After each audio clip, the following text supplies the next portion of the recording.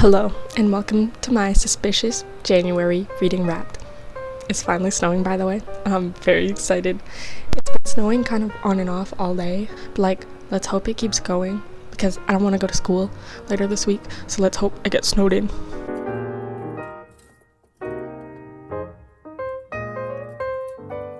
So what I mean by suspicious January reading wrap is that I kind of read a bit of everything this month. There was no rhyme or rhythm to what I did. So, without further ado, let's see what I read. First, we have Greek Lessons by Kang. I decided to pick this one up because it was in the Skip the Line loans at the library on Livy. So I was like, yeah, I'll pick this up. This seems like a good choice, especially because I'd been hearing a lot of buzz around Kang because she won the Nobel Literature Prize earlier this year. I believe it was in October for her novel, The Vegetarian.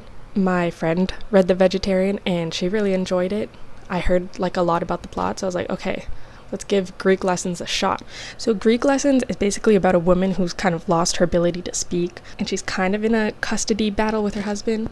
She's already lost custody, but he wants to move abroad with the son, so she won't get to see him at all anymore. And the way she kind of finds solace through all of this is by taking Greek lessons at her local university. And then the other main character we follow is the professor of the Greek lessons, who's slowly losing his eyesight. We kind of go back and forth between his childhood as he copes between growing up as a second culture kid, third culture kid?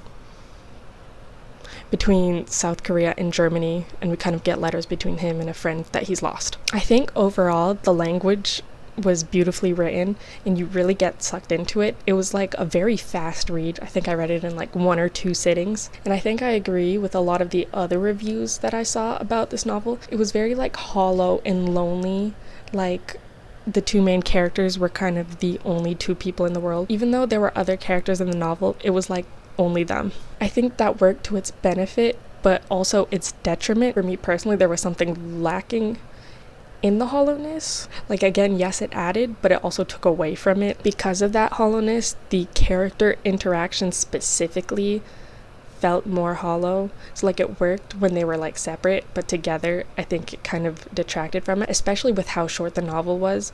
I think it would have worked to its benefit more if there was a little bit more.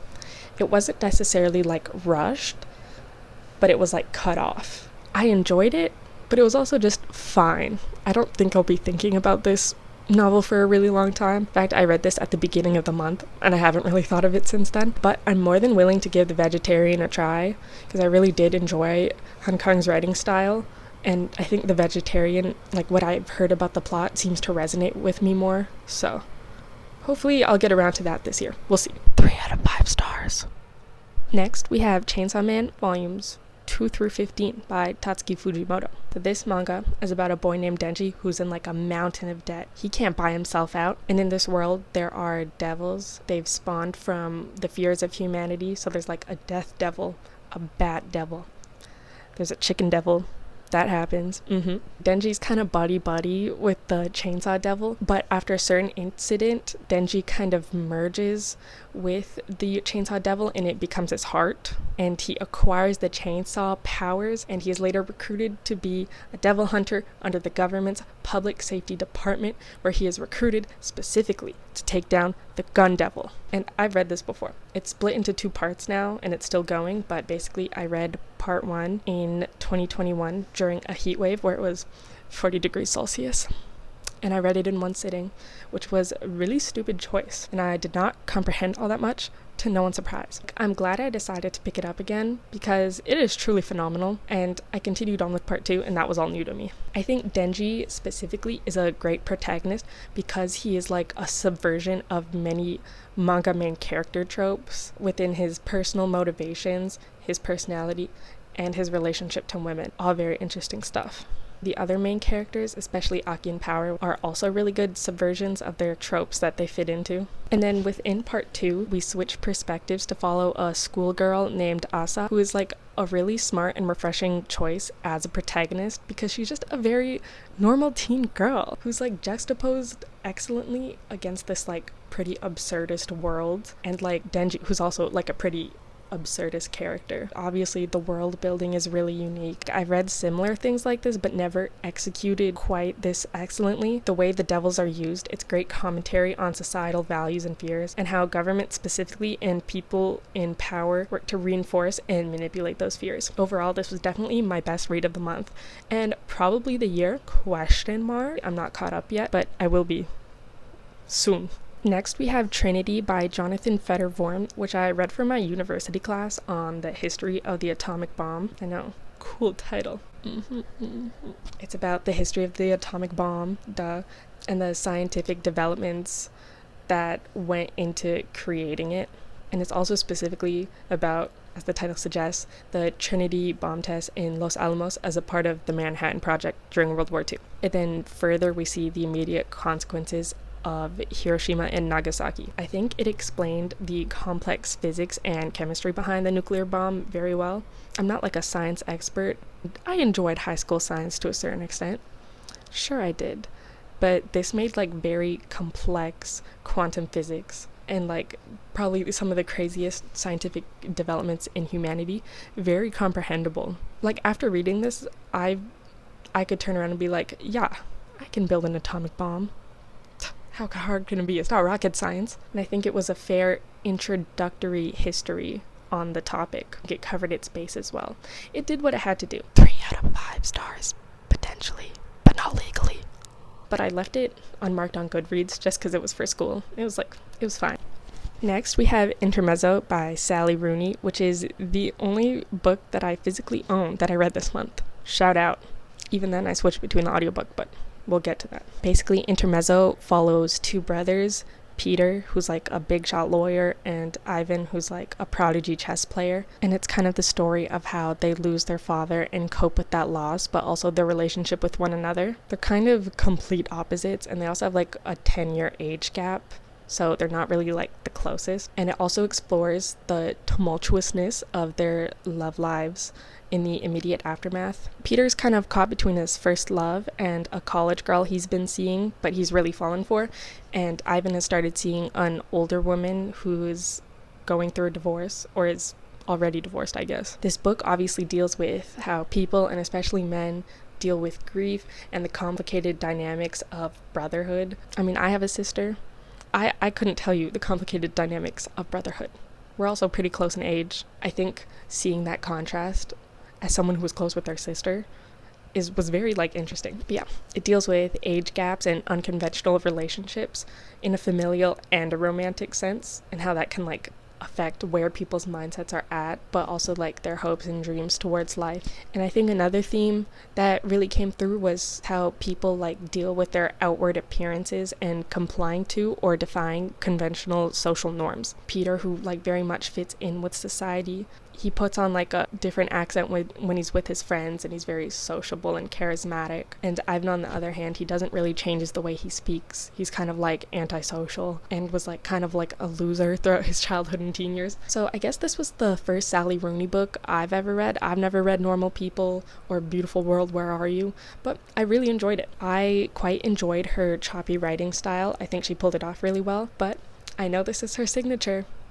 But I did not enjoy the lack of quotation marks. It kind of gets easier once you keep on reading, but I'll never fully be able to wrap my mind around it. I think it translated well into the audiobook though, which I switched in between, and so I preferred listening to that, but it was also good like reading and listening at the same time. And I think the characters overall were very well written, and for the most part, very realistic. I did see a joke on Instagram Reels the other day. Not Instagram Reels, what? About how like, you know, she has really realistic characters and they're all super good and they're having like a regular conversation, and then they just start spouting Marxist ideology, which like, I don't mind that. I'm so down for that. I would also like to mention though that Ivan is an ex-hentai watcher, which extremely threw me off. Does that count towards realistic character writing? Yeah. Was it uncomfortable? But overall, I really resonated with the depiction of grief, especially Peter's depression. Definitely check the trigger warnings for this book. At certain points, I had to take a breather. It was heavy stuff. But overall, 4 out of 5 stars. And then finally we have Pearl Boy, Season 1 by 2 authors under the pen name of Inking, who's also the artist, and Zoya. Basically, Pearl Boy follows this guy named Dushik, who's a popular host in Seoul at like a gay host club. For whatever reason, a mysterious reason, he's broke and he runs away from Seoul to a small town to start a new life. When he runs away, he meets a guy named Juha who's being sexually abused at the seafood restaurant that he's working at by these random town thugs and his boss. Why, you may ask? Because he... how do I put this delicately? He, when he does the Devil's Tango, when he arrives, instead of it's pearls.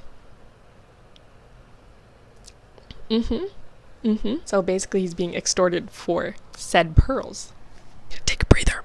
Dushik happens upon this one day. He ends up getting a job at the restaurant with Juha, and they kind of start a relationship. Things go from there.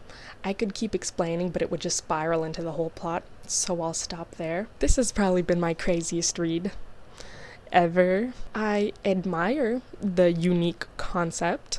I've definitely never read anything like this ever, for better or for worse. I do think though that the jokes are pretty funny and the comedic timing is super well. Dushik is a super entertaining main character, and I think he's oddly compelling. Same with Juha. I'm interested in both of their mysteries and backstories. I do think that the main villain, spoiler, it's the boss of the seafood restaurant. Yeah, big spoiler. I don't think he's super compelling. There's really nothing that I care to know about him. I hesitate to say I enjoy this. I did, but it's also uncomfortable and makes me want to claw my eyes out. So I said question mark out of 5. And that's everything that I read in January. So, what will I be continuing in February? I've been in the middle of The Idiot by Fyodor Dostoyevsky and Empire of the Vampire by J. Kristoff since November. I've been trekking through. It used to be Intermezzo as well, but I finally just got my ass up and finished it. I will make those two my priority. I also need to continue Chainsaw Man, and I'm still reading Pearl Boy. I think there are 4 seasons. Question mark. So I have some more reading to do there. And then finally, I've also been in the middle of The Knowing by Tanya. And finally, Canterbury Tales by Chaucer. And that is everything. See the 2 people that come back next month for February and for when I dog on high schoolers for theater. Thank you. Goodbye.